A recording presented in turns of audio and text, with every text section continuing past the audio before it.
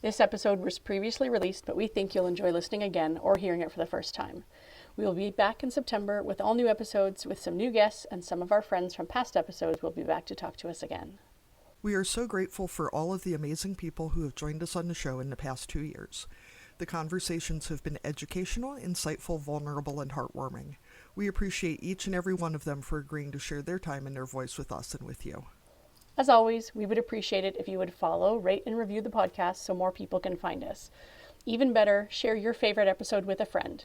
If you're a fan of the podcast, please become a patron through Patreon. You'll be able to view our weekly updates on video, have early access to episodes, and who knows what other fun benefits we might add for our patrons in the future.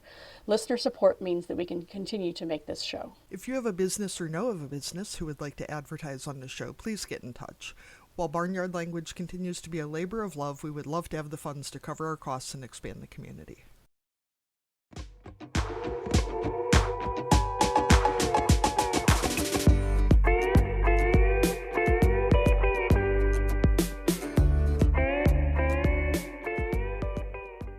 Welcome to Barnyard Language. We are Katie and Arlene, an Iowa sheep farmer and an Ontario dairy farmer, with 6 kids, 2 husbands, and a whole lot of chaos between us. So kick off your boots, reheat your coffee, and join us for some Barnyard Language, honest talk about running farms and raising families. In case your kids haven't already learned all the swears from being in the barn, it might be a good idea to put on some headphones or turn down the volume. While many of our guests are professionals, they aren't your professionals. If you need personalized advice, consult your people. So welcome to another episode of Barnyard Language. The fun begins now. Woo! Woo! Okay, Katie, we didn't actually decide on a song, but what's the lambing report? 50 lambs in the barn last time I counted. All of them except the last 2 are tagged and identified and all that. So that's good. Can say 2 thumbs down. Do not recommend trying to tag lambs while your nose is runny. It was gross. Yeah. Messy situation. Yeah, it really was. Other than that, it is snowing today again, which is just a whole lot of fuckery. I'm meeting some friends for lunch. I'm trying to force myself off the farm at least one day a week to go, I can take my laptop and work remotely from my remote job. And so I've realized that I'm starting to get a little weird spending this much time, weirder than I was before. So I think some forced social interaction is probably good for me. And it's nice to see my friends. So yeah. Is this your first week giving that a try, or is this something you're going to try and add to your routine? I went out last week, and apparently I looked so horrified that the guy at the coffee shop actually asked if it was the first time I'd been out since the pandemic started. Wow. Yes. Yes. You had a certain look. It was very people-y out there. There was a table of older women at the coffee shop who were being loud enough that my AirPods kept trying to unmute me on the Zoom call I was on for work because it thought that I was talking. I'm like, no, it's just real people-y out here. Even my AirPods cannot even with other humans now. So, anyway, nothing exciting to report, really. How are you doing, Arlene? I'm good. We're firmly in mud season. I'm not saying that it's not going to snow again at some point. I mean, it is April in Canada. I almost said March, but who knows what month it is. But yeah, it's muddy. It's still too early to really do anything in the fields. So it's in that, we're still in the waiting season. And not too many calves being born these days. I think we've got a couple in the next week or so, but no big baby booms going on. On the kid front, I have one of my kids is on the autism spectrum and is starting a new program this week. It's called Peers. I'm not even actually sure what the acronym stands for, but it's a social skills program. So as I'm his social skills coach, so good luck to me. So I do training one day on Zoom, and then he goes and hangs out with another day, and they work on things like two-way conversation and electronic communication and all that kind of stuff. So I feel like it's probably skills that we can all use. Maybe it'll help me in my interviewing or being a better listener, that kind of stuff. So yeah, so we'll see how that goes. So I'm excited about it, but then, post pandemic, some of the activities that our kids were doing got canceled or dropped, or they kind of outgrew them, and we haven't necessarily picked up new ones. So I've kind of gotten used to not doing a whole lot after school, and they're getting back from school. Their school time got pushed back last year. So they don't actually get home off the bus until 4:30, which doesn't seem that late, but before you know it, it's supper time, and the evening goes pretty quick by the time you fit in some time to hang out outside and their post school snacks and decompress in front of screens time too. So yeah, it's just adjusting to adding some more things back into the after school schedule. Yeah, I'm trying to get us on a routine, especially in the morning for getting ready for school, because otherwise we're, bombing out the door. And the girl child, I think, has some anxiety issues, maybe. She has some sensory issues for sure. And if all of her friends are already in the lunchroom eating breakfast at school, she will not go in. I mean, it's noisy and she's not in line like she's used to. And, but it ends up being a shit show every time it happens. And I was like, the easiest thing to do here is for us to get to school 10 minutes earlier. So, Which sounds making, easy in theory. in theory, Then but when you're trying to get people to put boots on and get buckles and all that kind of stuff, and there those was a 10 lot minutes can get of, eaten up pretty fast. yeah, there was a lot of, but I need my excavator sweatshirt. There's something in my boots. My foot is cold. Just children. Just dudes, just get ready to go. I don't care. Yeah, Like, move along, move along. I am concerned about your problems, but not very concerned. So get to it. You know, Yeah, that's right. it's hard to strike a balance between caring and helicoptering and smoothing everything out for them. So, Yeah, that's true. So, shall we move on to our guests today? We've got two of them this week. so Right. today we are talking to Cody and Thomas Nicholson Stratton of Foggy Bottoms Boys in Ferndale, California. So, Cody and Thomas, we start each of our interviews with the same question as a way to introduce yourself to our listeners. We always ask, what are you growing? So, this can cover crops and families, businesses, social media platforms, all that kind of stuff. So, what are you growing? All of it, I guess. I'll go ahead and jump in first. So we're actually at two separate locations right now because we're a multi-species farm, and Thomas was out doing egg deliveries. So we're growing our farm business, which is grass-fed beef and lamb, pastured poultry, mostly eggs, organic dairy, and most importantly, we're growing healthy soils and healthy community food systems. So that all ties into that, and we're also growing a tiny farmer, which is our 3-year-old. Yeah, that's been the biggest challenge of all. I mean, we grow grass all the time to support all of these different enterprises, but holy smokes, get a toddler in the mix. That changes everything. Yeah, and I guess we're also growing social media platforms, Foggy Bottoms Boys, and then my TikTok is Unorthodox Farm Daddy, and that's been growing a lot lately. Yeah, we have an almost 4-year-old and a recently 5-year-old, so I'm in the same place as you guys, and it is a lot, a lot. They have Um, opinions. oh, they do, and they'll share them at length. And so then, do either or both of you work off farm as well, or Yeah, from the I farm? get the But opportunity. Yeah, I get the opportunity among all of us. We have my family, or Cody's family, and my in-laws. His mother gets to work away from home, but now is doing remote work. Cody's dad works on the farm, and Cody gets to work with him every day. Grandma has retired from her bank job, and great grandpa is still working on the farm. So I'm the lucky one. I get to travel and work with Rumiano Cheese Company.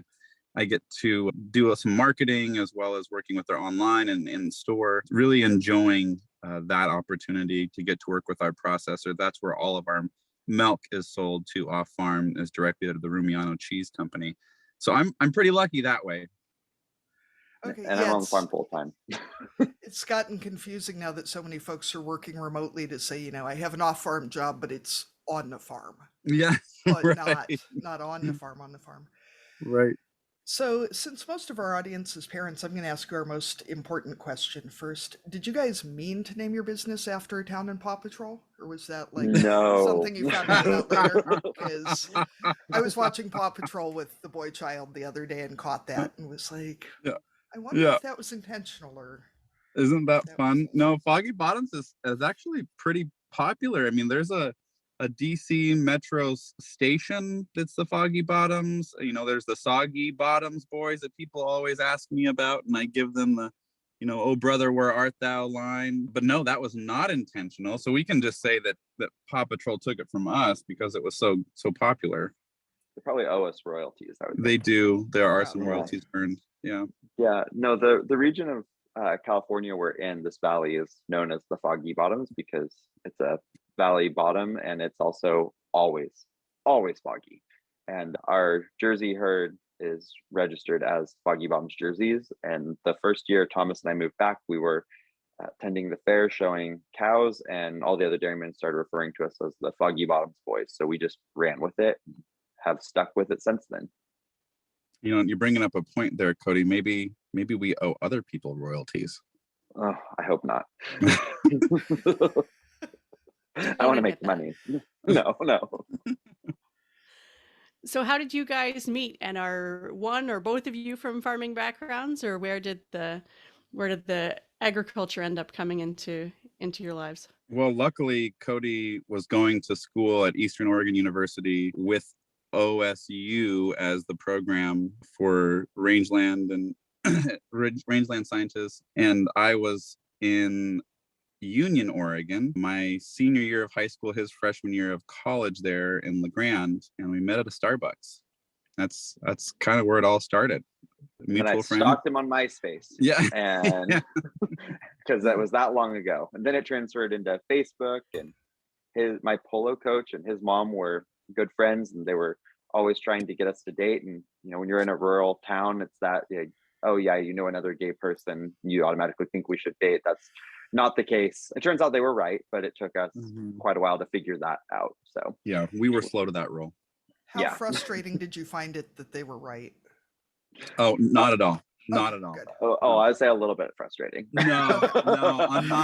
On my end, I'm the winner of all of this. I'm the lucky one. I get to engage with exactly what I wanted to do in life and found love at the same time. So it was perfect. You guys are too My cute. family. This is. Oh. Is it puke worthy? Is it pretty disgusting? A little, yeah. Yeah. A little. That's trying to Thomas. keep it He's under the sweet control. one. Yeah. And to answer the second part of your question, my family's been farming here since the 1860s.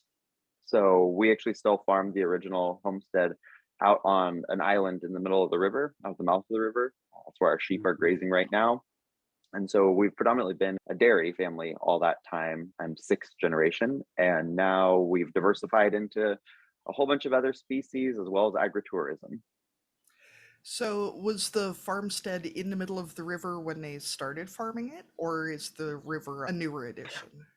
No, so they are Danish immigrants, and they moved from a cold, wet island and decided that a cold, wet island was the appropriate place to settle when they came to the new country. So there used to be 5 dairies on this island, and my great-great-great-grandfather would ferry his milk cans across in a rowboat at low tide because it'd suck them out to the port. And then when the tide would come in, he'd get in the rowboat and head back out to the island.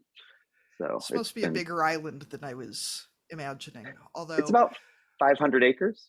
Okay. And is there a bridge now, or are you still ferrying sheep across it? No, there's a bridge now. There's a Good. really small 1-lane bridge that you can just fit most equipment across. We're pretty limited on what we can take out there. So yeah, right. That's why the sheep hang out there. Yeah. I'm laughing about that because we're having some erosion challenges at the bridge, and the other day I was joking that there was a ferry for sale, so I might as well buy it just in case Cody wasn't having it. No, I'm not looking forward to ferrying sheep. I think it really says something, though, that the Foggy Bottoms in Paw Patrol is also an island, but it's inhabited just by Mayor Humdinger. So, Yeah, well, and if you find yourselves getting too grumpy, you might really want to, watch that. and I really hold to the fact that 90% of the Paw Patrol issues could be solved if they would just incarcerate him as a public nuisance.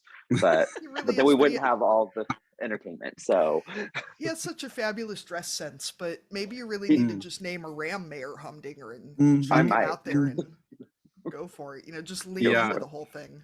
Yep. Great Uncle David Nicholson referred to us as the humdinger, so maybe we're the problem, but maybe. we'll just continue to try to make ourselves better in light of Mayor Humdinger. There you go.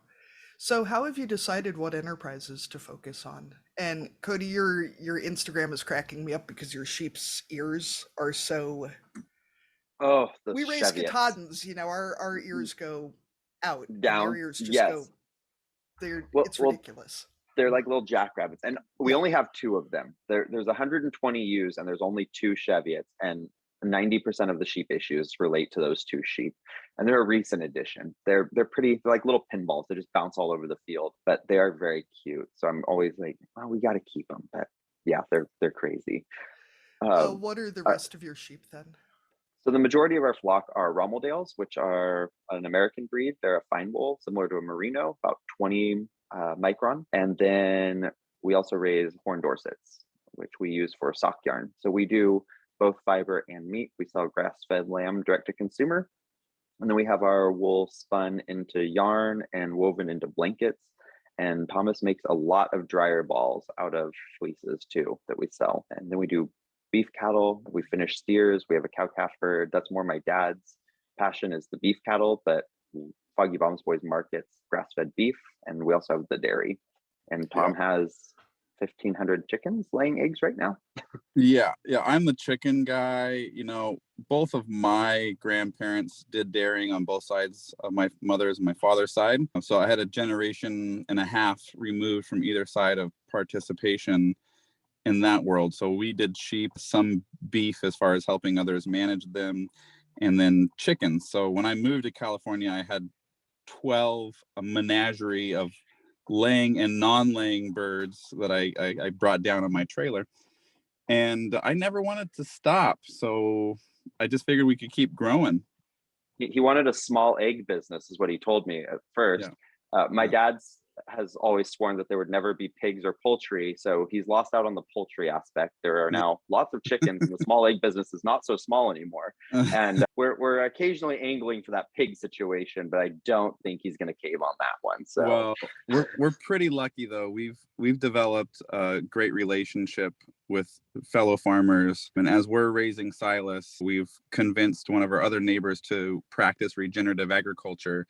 And now we're very deep into it in that business partnership. So he's doing the raising of the chickens, and we're doing the processing and distribution of the eggs. And I think that's going to be next for the hog operation too. So your dad is still winning because they're not on farm though, Cody. That is true. There's usually 1 or 2 chickens roaming about, but he doesn't have 1,500 chickens on farm right now. Don't forget all of Silas's chickens that are coming in April. Oh yeah. Yes, our son needed bantams, so we ordered him banty chickens because, of course, he has to have tiny chickens. Well, he's 3 now. He's old enough for his own operation. Well, he is. The horn Dorsets are all his already, so he has a flock of sheep that he shows. He might as well have a flock of chickens. Is he taller than any of those Dorsets? The lambs, but not the ewes. Yeah, not the ewes. He's learning how to brace, though. He's learning how to brace. Yeah, he's got the brace down for showing. He's been taken out by a few ewes because he likes to carry the grain, and he's adamant that he has to feed his sheep, but doesn't quite understand that they are very large and will run him over. So his language gets real colorful at that point, which has been a discussion at preschool. So in reference to how do we decide, whatever we think is going to make us more busy, I guess. Yeah, well, the honest truth is, we're limited on land, and where we are in California is very remote. We are 5 hours north of San Francisco. There's nothing really close to us. It's a beautiful area. It's very touristy, but the roads close frequently in winter. There's 3 roads into our county. The county we live in is the size of Massachusetts. So it's a large county with very little act. And in the summer, it's great. It's like tons of tourists, but finding a way to maximize what we can do on our land base and actually be profitable and sustain the farm for hopefully a seventh generation. So we kind of just assess each enterprise, as to whether or not it's going to be profitable. And that's why we're diversifying into agritourism now, offering, Tom spearheaded the barnyard experience.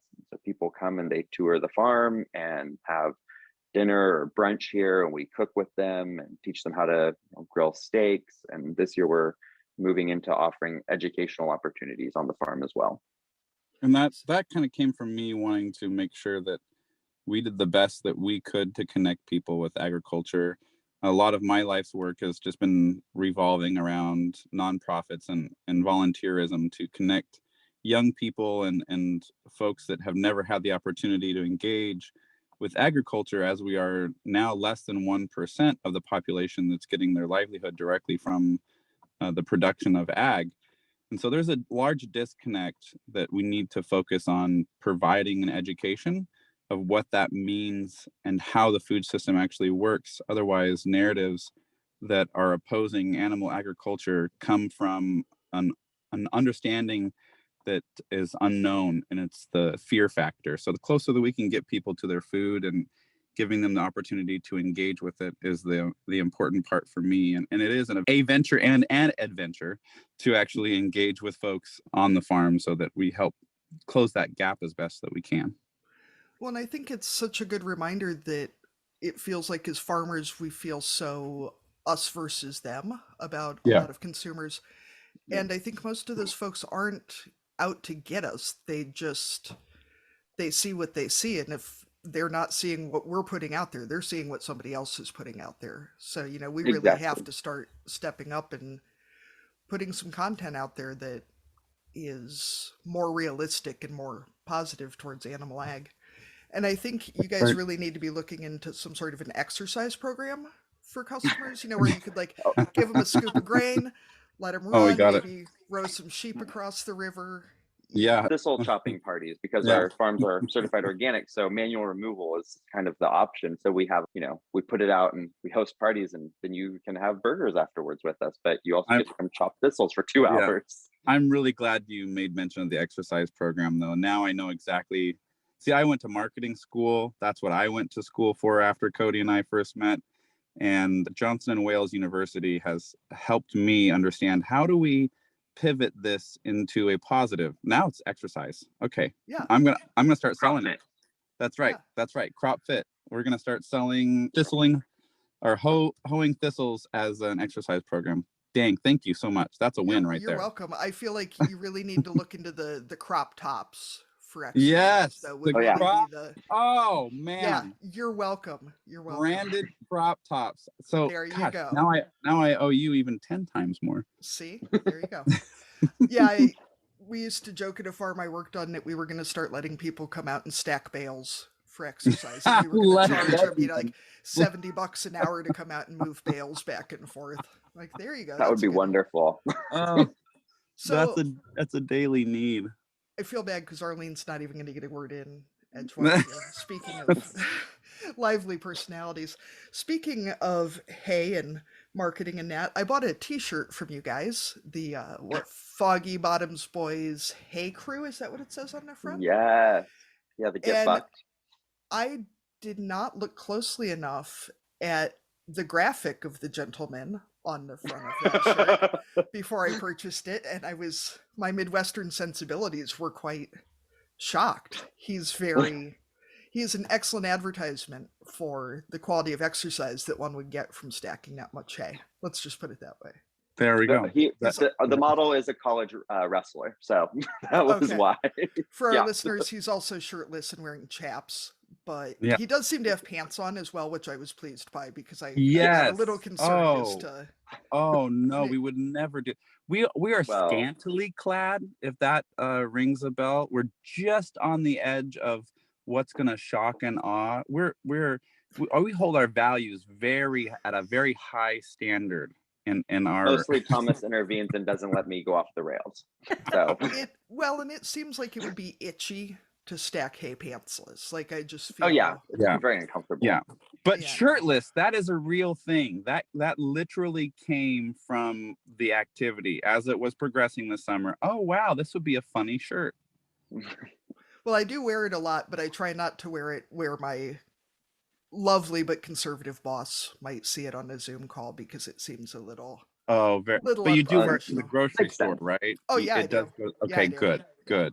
Right. So that leads us right into Katie's next question that she had for me, talking about your marketing and ideas. So it sounds like a lot of it's coming from both of you. I have to say that one of my favorites is the videos of sheep reviews, the different breeds of sheep reviews. That's a favorite of mine. But where do all your ideas, both in terms of social media and your marketing, come from, and how do you narrow it down to what you're actually going to do? Because I'm just guessing there are a lot of ideas. But Okay, I'm jumping in before Cody starts. Okay, go. Cody's Tom. just giving me that face Let- that I can feel Yeah. on my own face when I'm like, ideas? You don't say. Yeah. Let me turn on my video. I was afraid of losing connection. If you're looking at me now in person, they're looking at Cody like, "The really? Is that what you think you're gonna put on our platform?" Yeah, you got the serious eyes. Yeah, because Cody does come up with most of the ideas. He is a social media aficionado, meaning he consumes more than a Reader's Digest in a day about what is going on in that realm, from TikTok to Facebook to Wu Chan or whatever. He's got so many, I can't even keep track. I feel like I need to block his phone from downloading any others. But whatever those trends are, he seems to pick them up fairly well. But he does do a good job of letting me filter some of those out, because he'll film some and then he'll say, "What do you think?" And I will try to do my best again to meet that scantily clad yet not so annoyingly obnoxious. I always come from the standpoint of education. So my goal is always to, how can we do this to educate? And the fun thing is what Cody has going on, and how he selects what we're actually sharing with folks is, it does come from a standpoint that you should walk away with a laugh as well as a little bit of information, so that again we kind of close that gap of the understanding between what's real life on a farm and how does your food system work. But Cody, you can describe to me why you have so much fun. Oh, well, I'm literally on social media just to have fun. So we started the TikTok, and the reason it wasn't a Foggy Bombs Boys TikTok was because I wasn't sure that what I was going to do there was going to be for the Foggy Bottoms brand and, story. And it's not always, which is why it's Unorthodox Farm Daddy. And that's, I'm there to have fun, but I think we want our social media, it's not just like, it's the education, it's also representation. It's showing, LGBTQ members of the ag community. It's showing Jews in agriculture. It's showing a very honest and kind of raw representation of what it is to be in ag, to do what we're doing, to be farming. We don't want to curate our social media to where it's, that idea that we all have of an influencer where every photo has the same color scheme and it's very curated and very professional. And we try to take great photos, we try to make our video quality the best we can just using an iPhone, but we're also it's honest and it's accurate and it's representing what is happening, and it's not always happy, it's not always upbeat, but usually it is. And so we try to make sure that when we can be honest and upbeat and really share our personalities, that we do. And so that's where a lot of that comes from. And also there's a certain amount of shock value that goes into some of the TikToks and some of our posts. And that, part of that is just like me as a person. And part of that is, it causes people to engage, and it brings in demographics that maybe we don't as farmers always talk to. So, my social media following on TikTok is predominantly LGBTQ and Jewish. And so we, those are groups that maybe aren't always going to be seeing ag content from advocates. And so that's, a way for us to reach out to them by having a different platform and speaking honestly from who we are as people. Yeah. And we started our efforts on social media before we actually started the business aspect of selling product, literally because of the idea of advocating, or what folks call advocating. And that is just where we want to continue to be. That's where we want to rest.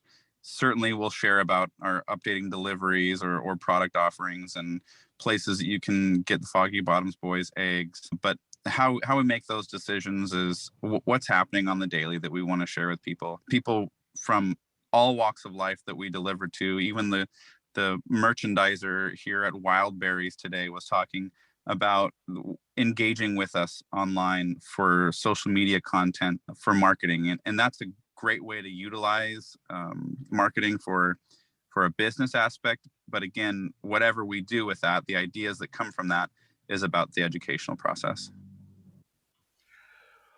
I feel like, Cody, one of my favorite videos of yours was about your son swearing at preschool.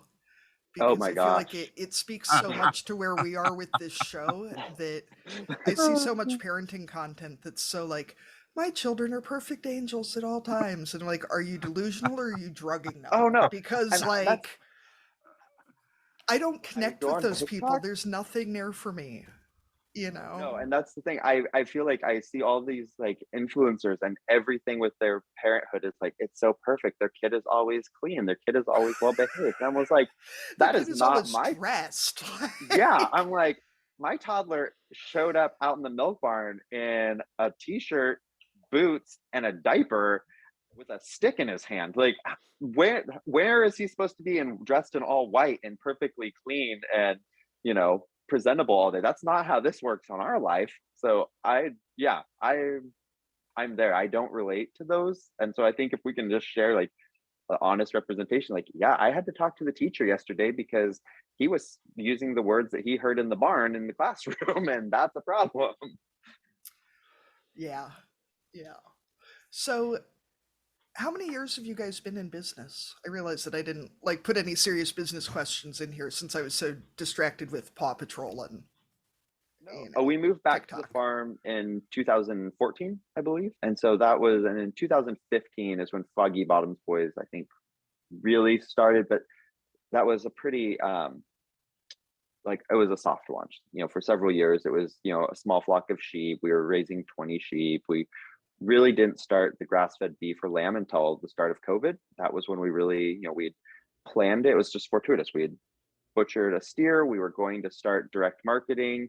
We were slowly building out the website. And then all of a sudden we went into lockdown and we were scrambling, trying to find butcher space for more steers, and like threw up our website immediately. We already had our yarn line going then. So since then we've just continually grown the sheep flock. And, in the last years when the whole agritourism aspect has really developed, we are a family farm. So there are 4 generations on the farm at any time. And, it's a big change for the previous generations. The farms were personal, they were private. You weren't inviting people on. That was kind of contrary to the advice of all the trade groups of, keeping people off the farms. And here we are just kind of throwing that all out the window and, not only sharing it all on social media, but letting people come, multiple times a week and giving them tours and cooking meals with them in the backyard and hosting 24 people for Valentine's Day. So it's ever evolving. I know my husband is 4th generation on our farm. It's my mother-in-law's family farm. And when we started talking about direct marketing and we said we needed, a farm name to market under, and she kind of looked at me and she goes, we're not really farm naming kind of people. And I was like, I'm not talking like it's a plantation or something. Like, we have to have a name to do business under, like Yes.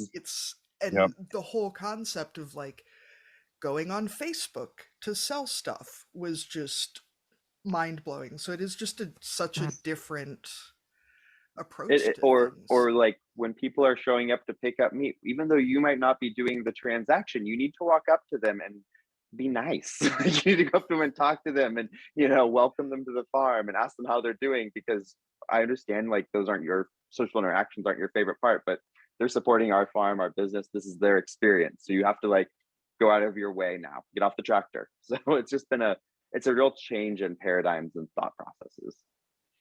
So can I ask, because we're all about the super personal questions, and feel free not to answer, to tell me to mind my own fucking business. How unexpected was it for the other 2 generations of the family that were still on the farm when you came rolling home from college with a husband and all these crazy ideas about making dance videos to sell meat to people.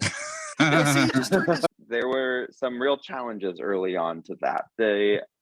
Getting everyone on board, it was like you can't post that online. Like if you we promote this, other people, and I think a lot of the concerns for our family came from the idea that well, you're going to face challenges, or people are going to, be cruel to you online, or they're going to say something. And it was like, well, that happens in life anyway. So you might as well meet it head on rather than trying to hide from it. Yeah. And I think, and part of it was just a change in the paradigm for everyone else that was going to happen. I think in some ways we had to slowly work them into where we are now, but they also, in a lot of ways they've been very supportive of it, but it's also, it's changing those paradigms, those thought processes.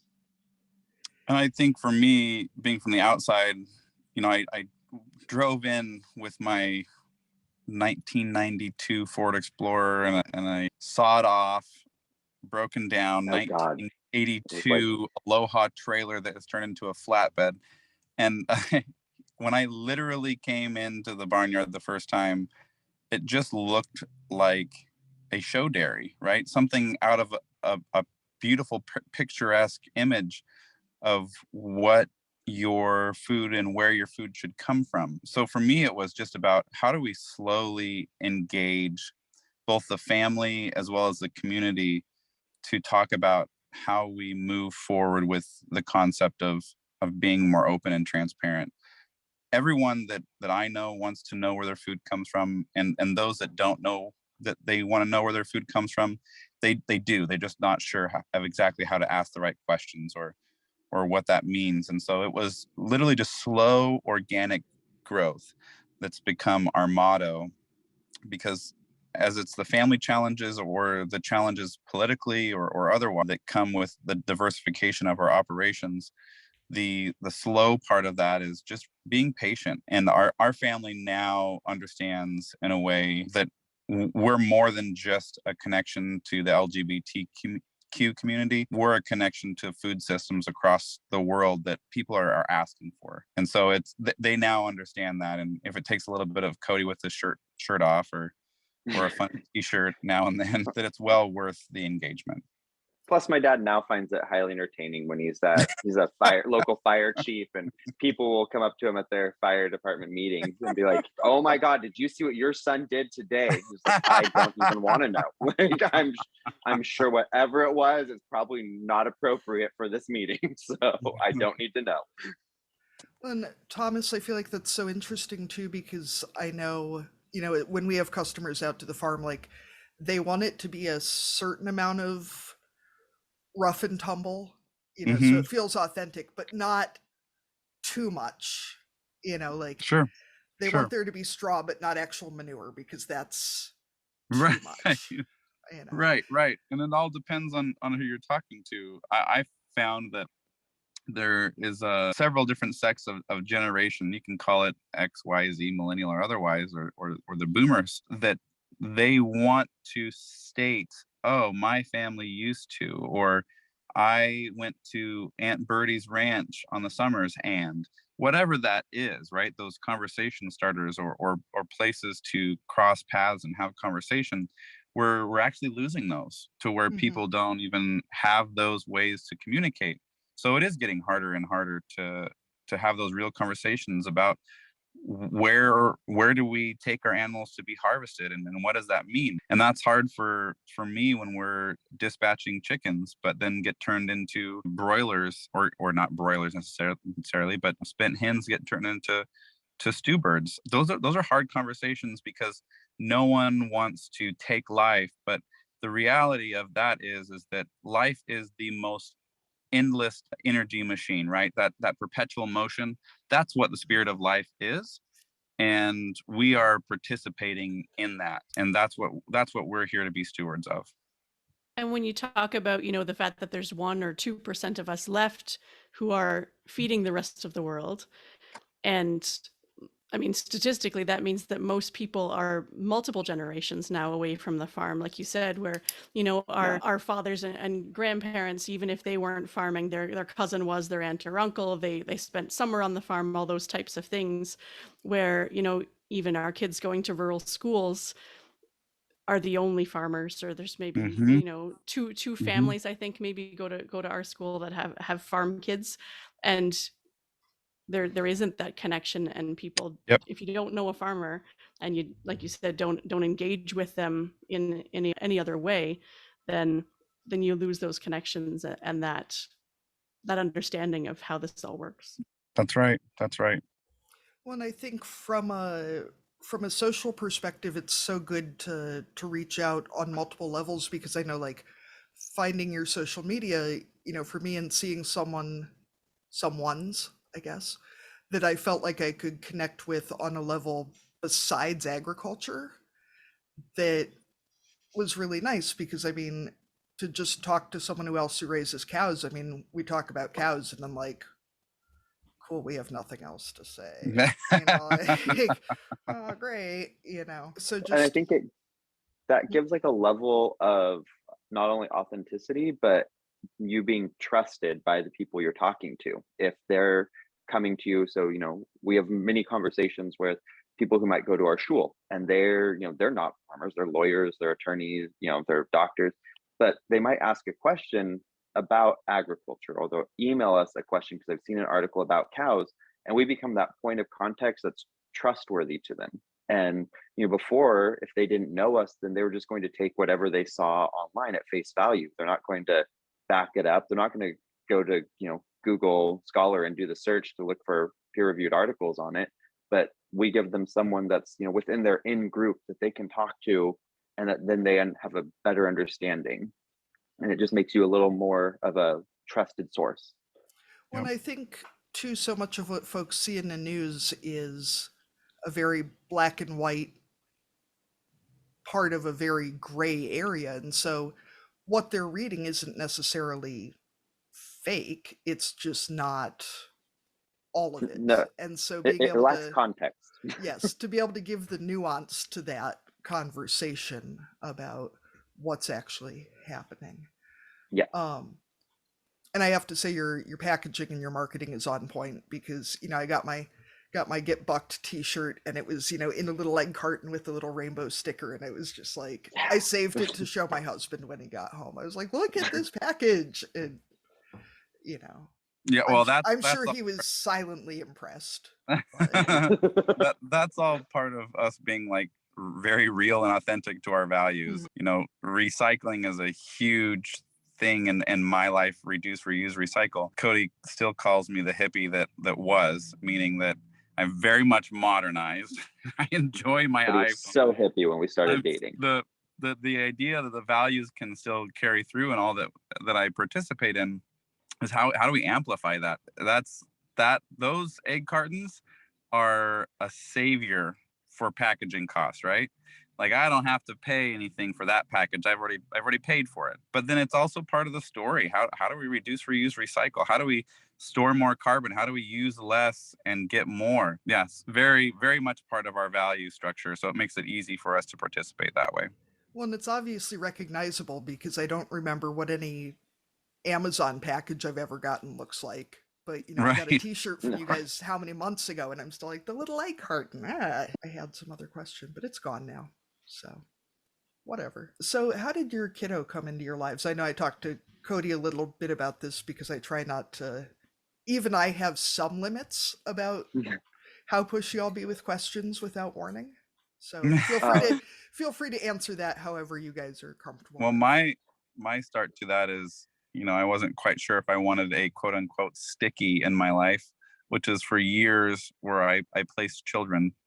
They were considered little beings, little humans that were just sticky all the time. I did a lot of babysitting, Sunday school, and nursery time. And so I was always in the mindset of, I'm too selfish to have a child. Then when we moved to the farm itself, I realized that we want to continue to provide for children, specifically someone that we could help mold and and become a good human being. And we were able to start that process through the foster care system here in Humboldt County and through the state of California programs. And so we fostered and are nearly complete with our adoption process. I did all the work for that. And then Cody has now really stepped up to the plate to be an on-farm dad when I'm off doing everything I have to end up doing.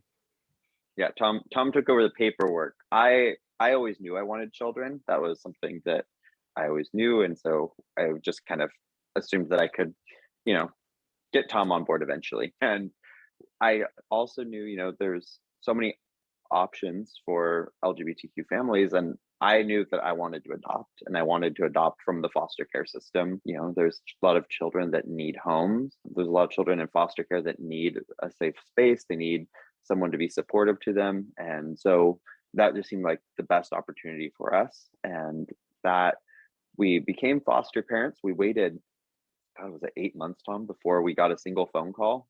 It seemed so long after we were approved. And we actually thought we were going to have a little four-year-old girl coming into our life just as like a temporary placement. And the day that we were supposed to start this like slow transition, because she'd been put in an emergency placement and stayed there for over a year, the day we were going to start this transition, she got ill. They were going to delay it for several weeks.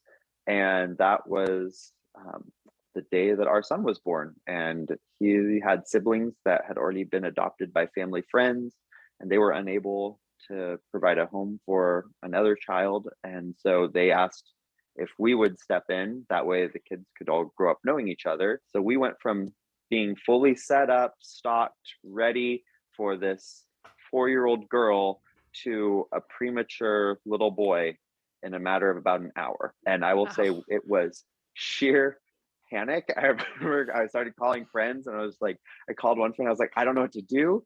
And she told me, she goes, calm down. Women have been raising children on the Arctic tundra in tents for millennia. You will be fine. And I was like, okay, you're right. We can do this. And the thing that was so amazing was we called like 3 friends and told them, in our family, and told them like, okay, we're going to go pick up this little boy at the hospital. We're going to go meet him. He has to stay there because he's premature for a couple of days. So we're going to be at the hospital. And it was like immediately the community just turned out. We live in outskirts of a town that has 1,200 people in it. And we didn't have to buy clothes, diapers. Like they showed up with baths for him. We didn't cook a meal for, I think, a month, because people just kept bringing us dinner. The ladies at one of the Lutheran churches in town put together just this huge basket of preemie clothes and diapers and showed up and dropped it off for us. It was incredible. He also got a registered jersey and a flock of horned Dorsets at that point, because as every baby should. As every baby should, because local farmers figured he'd be in 4-H one day, so we might as well start now. It was absolutely incredible, just the way this community turned out. But that was how he came to us. And then it was the long process of the foster care system and moving into the adoption system. And now he's 3 and we're almost done. So it's been a challenge. So do you think it was good or bad that you didn't have however many months to obsessively read baby parenting books and all that crap before you ended up with the newborn? Oh, there's definitely a deficit there. There was a deficit. I mean, yeah. we were reading everything, and I had a lot of experience. Cody had experience with toddlers, past 3, never with infants. So, whether it was a good thing or bad thing, not sure. You can ask Silas later. But what I do know is that those were the times of our life that we were so afraid for not seeing every single breath. I mean, I laugh now, but it literally, one of us was awake nearly 24/7, just making sure he was alive. Part of it was, and to be completely transparent and share with you our story at a deeper level, he had some toxicology reports come back about some drug usage from his mother that we were concerned about. And so we had to wake him up for a good solid 3 months to feed him, and that was very interesting. So we weren't the screaming up all night challenges. It was we were up all night watching him and waking him up to give him some nourishment, because that's what those drugs had done to him. And so we were definitely learning a lot along the way to be prepared for those types of situations. Yeah, it probably would have been a little bit better if we if we read some more, but we read up fast. We certainly did. And we were so lucky with the pediatricians. Pediatrician at the hospital was just like, she gave us her cell phone number so we could text her at home if we had questions, and once he discharged, he was no longer her patient, but she was, because he had been an emergency cesarean, he was gone to the nearest hospital, and he didn't go to one of the major hospitals. He went to a smaller one, and so they weren't really used to dealing with children that would be in foster care. And so he was kind of, not only was he already special, he was very special to them just because of the situation. And so those nurses, the doctors, they were like there for us for months following him coming home too. And that was a huge relief, because we could text them and ask if there was something we didn't know, and they were, immediately responding with advice. Well, I can verify that even, it took us a number of years to have our first kid. And so I spent a lot of that time, reading about raising kids and that, and then, 9 months of pregnancy reading all this shit. And the day we brought the girl child home, I literally, walked in the house, set her down on the table, turned to my husband and said, well, now what the fuck do we do? Because like the whole time, when you're inside, it's pretty straightforward, because you just cart around with you, and then you're in the hospital and somebody else is in charge, and then you bring them home, and the upside of babies is that they don't know if you have any idea what the hell you're doing, but they also can't tell you what they need. So it was, it's a shocker even under good circumstances. And we had one small benefit. I won't say it was actually huge. Great. So my grandma lives halfway across one field from us, and she raised 5 children. So great grandma, like, she came in clutch, and she still does so often, because she's like, just calm down, hand me the baby and calm down. It was like, okay, like she's quite an authoritative Dane, so she will tell you how things are going to be, and you just sort of do what grandma says. That's right. That's a tremendous benefit. Yeah. I think So that's where Cody got my personality. Yeah. So now you're actually approaching the age that you were getting prepared for. Do you feel like you're prepared for 3 and 4 year olds now, or now no. he's? Oh no, We're so far behind. Yeah. No, and he's, he's sassy, and I have no idea where he would have gotten that from. But I told my husband he looks like he'd fit right in with R2. He looks like he'd be real well matched. Yeah. So mischievous, and there are moments where just like, how did that come out of your mouth? Did you really just say that? You're 3. What I would consider our education is like bumpers for bowling. We know where to stay, at least within the lane, but everything else is a little bit of skill. So I'm looking forward to number 2, aren't you, Cody? No. I think we're good with 1. Say if you end up with a girl next time, what are you going to do about the Foggy Bottoms boys? Throw a twist. Then yeah. I have never thought about that.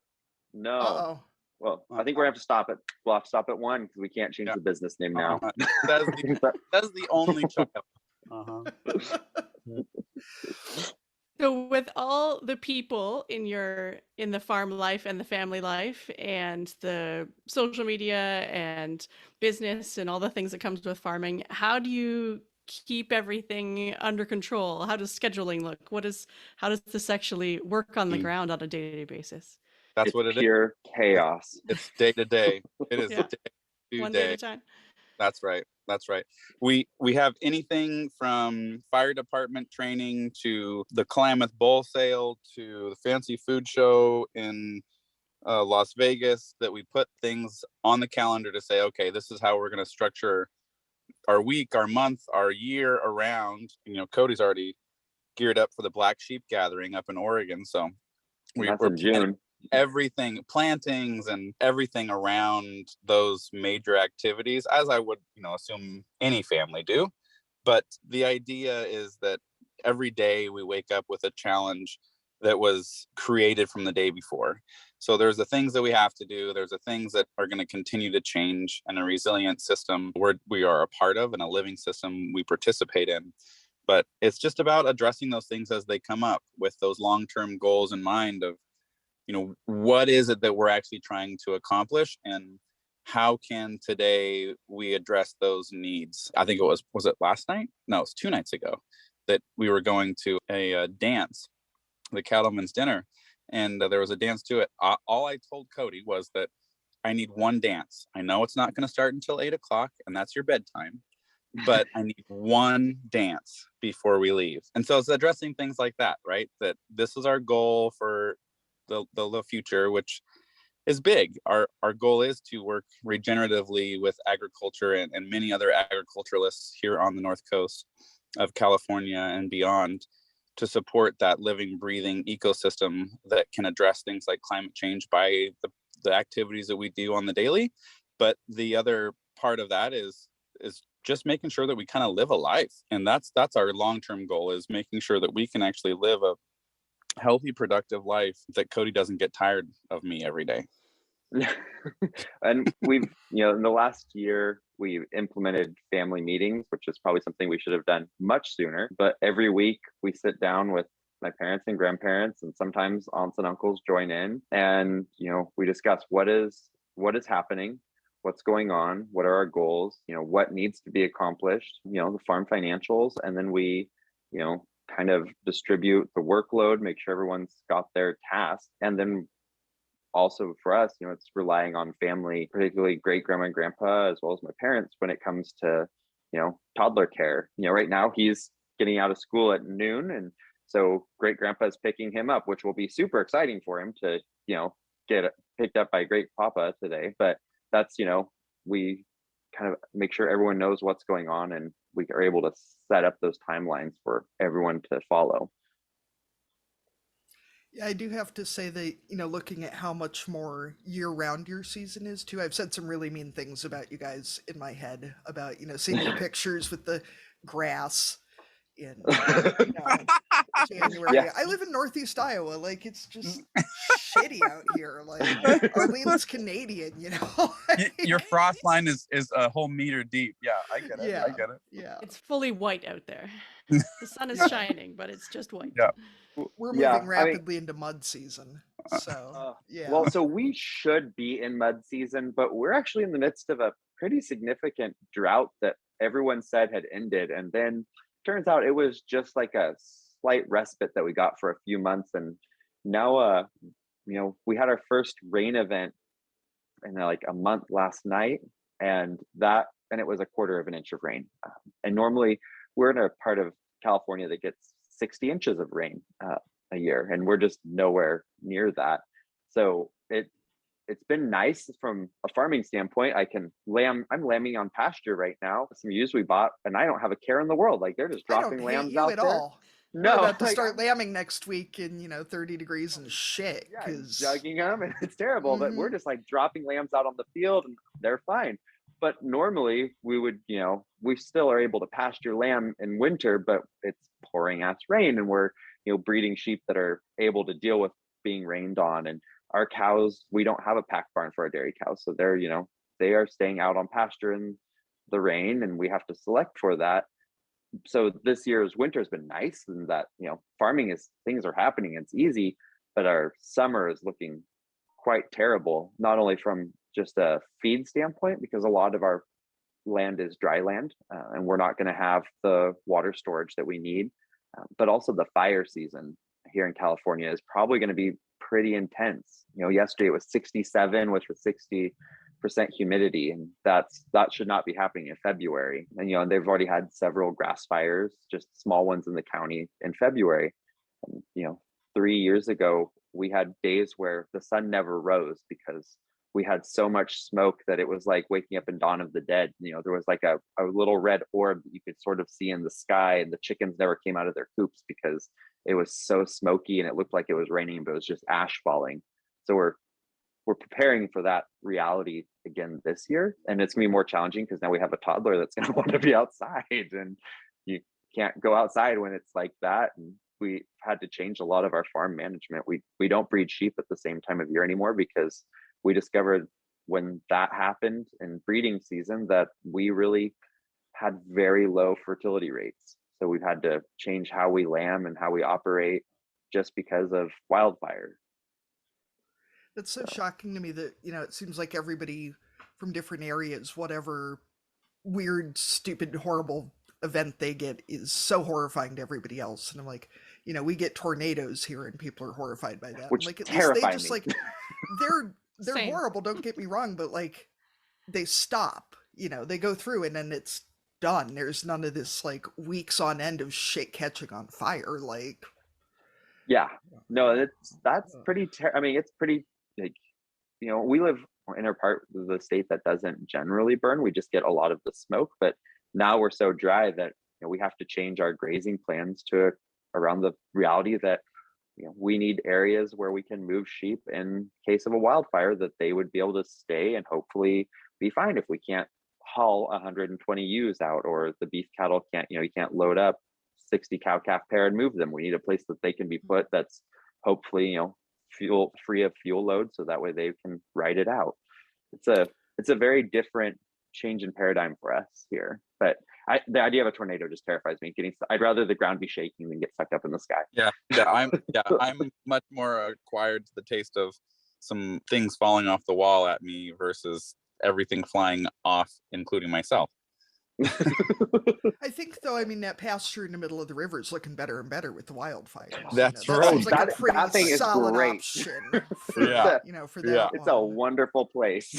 So What kind of beef cattle are you guys running? We never asked. And, probably we have somebody's going to want to know. So so we have a predominantly Angus influenced commercial herd, but we're covering them with Angus selected for marbling and ribeye, as well as weaning and birth weight. But we're also maintain a portion of our herd that are Murray Grey, and we've AI'd more. We did a bunch of AI this year with Murray Grey semen as well. My mom fell in love with them when I was like 6, and she tracked down semen. And so we've always had a small contingent of Murray. And now that we're doing more direct sales, we get the benefit of seeing how animals cut and what they look like individually. And we're never disappointed with the Murray Greys. Every cut is so well marbled on pasture. So we've started breeding more of them in.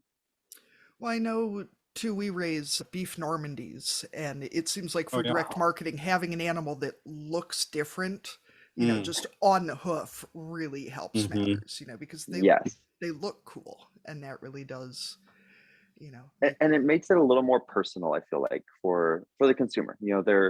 It's not that they know the animal, but it's not a commodity in their mind. It's something that was unique.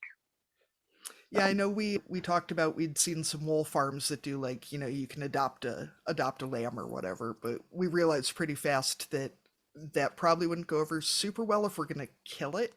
That might, really limit our market. Yeah. So, Thomas, what is it like living and working with someone with such a lively personality? I was trying to come up with a good way to put this. Yeah, so you're talking about... I feel like we have pretty similar personalities, Cody, so I feel good about it. But they're fun. Yeah, you're talking about the lively, outgoing in the public realm personality. What you should be asking Cody is the same question, because I might not be out in public about it on social media. I kind of the mystique character among our social needs. We really should be asking, how does Cody deal with me all of the time? I'm the dreamer, so that's even harder to deal with. It is. Cody might be the lively, fun, engaging, thought-provoking person that you'd want to sit down and have a cocktail with. I'm the person that says, what's brass tacks here? How can we get it done? And what's the quickest way? So we keep each other in check is the right. Story here. Because one of us is like, I'm off like having fun doing TikToks. Meanwhile, if I'm not paying attention, he's, dreaming about, well, we could renovate this whole barn into a venue, or we could start doing this. And I'm like, whoa, whoa, whoa, I left you alone for an hour and now we have a whole new business plan. What's going on over there? Or, he's conned grandpa into something and now they're ripping out trees and putting in new things. I was like, where it happened in the time we weren't paying attention to you two? You should have known better when you brought home a guy with chickens. Oh, Chicken math, I like you should start out have. with 3 chickens and then you've got 1,500 of the fucking things. So And everywhere. It is. you knew better. I did. I think also like my dad knew better. When he saw the chickens show up, he was just like, God damn it. Here we go. Now there's chickens everywhere.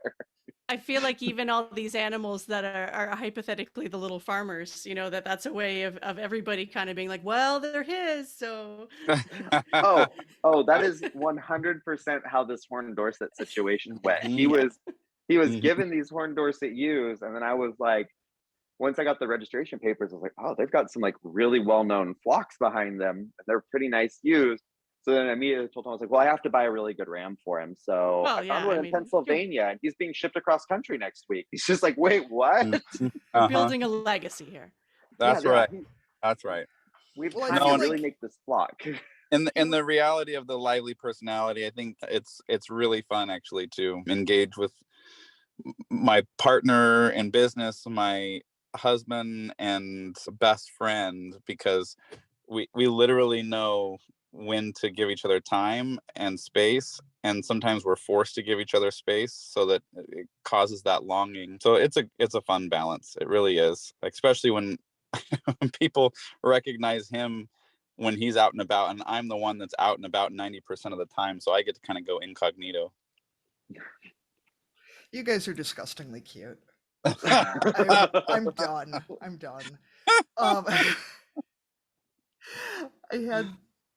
I had some other question that I have now totally forgotten too. So. I'm gonna jump over the. Oh, sorry, Katie. I was just going to say we'll jump over the next for pigs. So I'm just saying, if they're going to be his. Yeah, I mean, he could have them, right? And he could get Hereford pigs. Those are really cool. So yeah, there you go. I mean, if they're for your kid, nobody can say no to something that's for a child. What kind of monster would say no to that? My dad. When it comes to pigs, he would say no. Fair enough.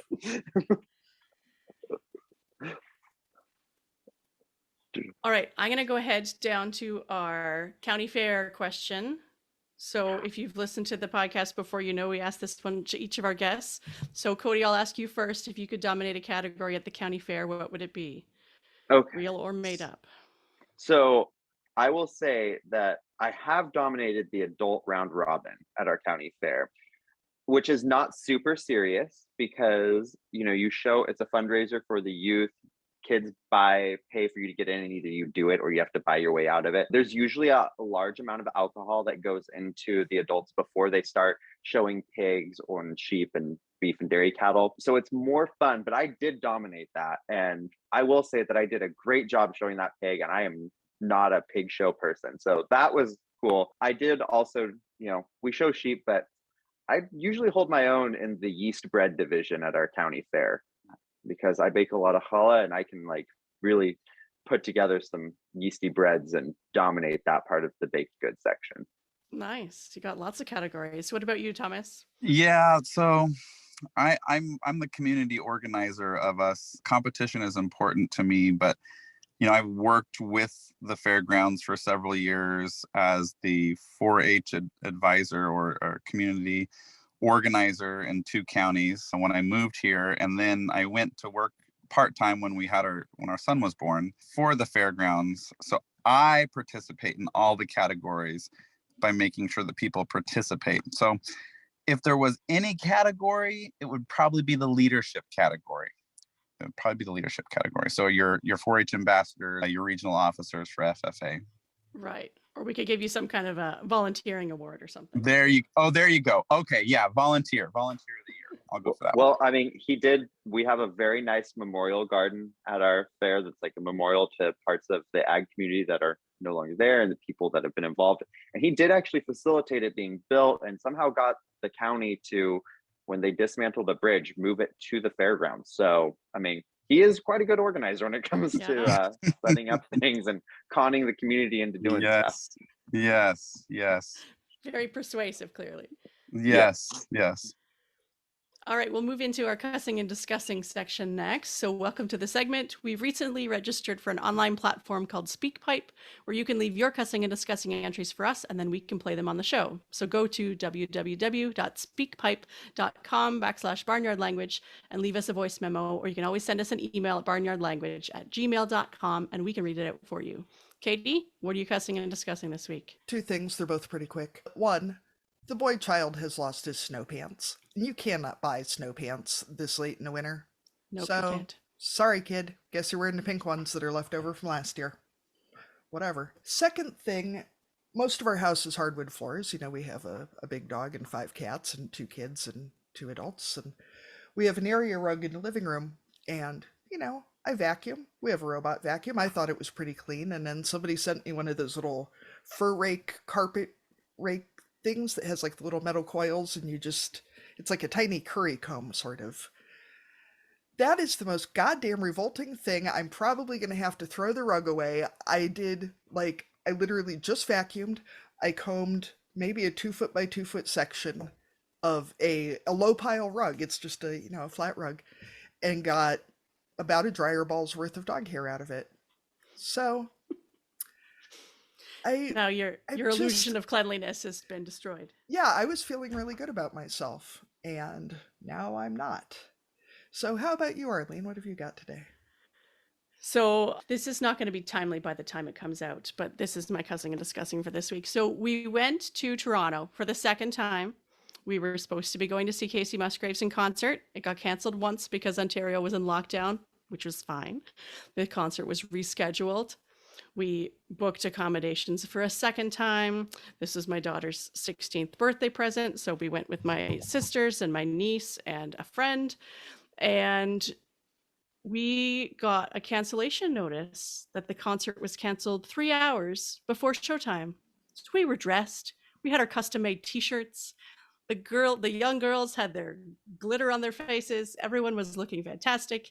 And then we were just in Toronto with no concert to attend. So sorry, Casey Musgraves. I'm cussing you this week because it was apparently, according to the website, it was about weather. But it wasn't snowing where we were. I don't know where she was the night before, but she needed a few more days of travel time, clearly, because she didn't make it to Toronto. But the good news was my sister found a karaoke bar, like one of the kinds that has like separate rooms, and they let minors in for until 8:00. So we hustled down the street and went to a karaoke bar and sang ourselves hoarse. And then we found other stuff to do in Toronto, but it wasn't the weekend that we planned. So I felt really bad when I saw your Casey. picture, because your t-shirts were super cute, and They you were guys super cute. had all your glitter on, and yeah, No concert. what a bummer. Cody, what are you cussing and discussing this week? Oh, I think we would be cussing and discussing barn talk, which is everyone has referred to the cussing that goes on in the barn that our small human likes to now use very correctly in times when he should not. And so that leads to lots of discussing with him right now. So that would be where I'm at this moment. Thomas, do you have separate cussing and discussing? Yeah, always separate. The big thing for me is patience. I need to learn more patience. I have some big dreams, and there's some very small roadblocks. So I'll just say I'm cussing patience right now. Is that roadblock like 3 years old and probably 3 Nope. feet tall? Or No. Okay. He is the joy of my life. He is the joy of. I didn't say he wasn't. Oh, get me in trouble. Even when he does get me in trouble, he's still I bear it and grin. No, these are old people. These are old people, and of which I remind myself I will be one day. But yeah, I need to learn patience. So, Thomas, I totally not on our script, but now that you've been in town for 7 or 8 years, do you still get people saying, "Oh, you're not from here," and then kind of giving you that look? I assume that's a thing in California too, right? Like, oh yeah, I'm definitely not from here. I will never be from here. That's You're okay. not a native until you've been there for 3 generations. my We made a joke to someone when my husband and I got engaged that I was a mail order bride, and people thought he was serious. They're like, "Wow, your English is really good." I'm like, "I'm from 2 hours away, you guys." Oh Like, my! come on. I love it. I love it. So thank you everyone for joining us here on Barnyard Language. You can find us on Facebook, Instagram, and TikTok as Barnyard Language, and on Twitter we are Barnyard Pod. If you want to connect with other farm families, you can join our private Barnyard Language Facebook group. Before I completely sign off, Cody and Thomas, I where totally can people find yeah, you? That's okay. I got like I'm halfway throwing in it and in. realized I hadn't thanked him too. Throwing it out. Thank you so much, both of you, for joining us. And where can people find you on all the socials? On Facebook and Instagram, you can find us at foggybottomsboys.com. Bottoms and boys are both plural, so with the S. And then our website is foggybottomsboys.com. And on TikTok, I am unorthodox farm daddy. So you can follow along with all the shenanigans there. The partially dressed ones included. The partially dressed ones included. Thank you so much, guys. We really Thank you, guys. Yeah, very really excited to appreciate talk to coming you. on. Patreon is a service where you can commit to making a small monthly donation, which goes towards the production costs of making this show. We reward you with extra content, early access, and more. Go to www.patreon.com/barnyardlanguage to support us. We're always in search of future guests for the podcast. If you or someone you know would like to chat with us, please get in touch. There we are.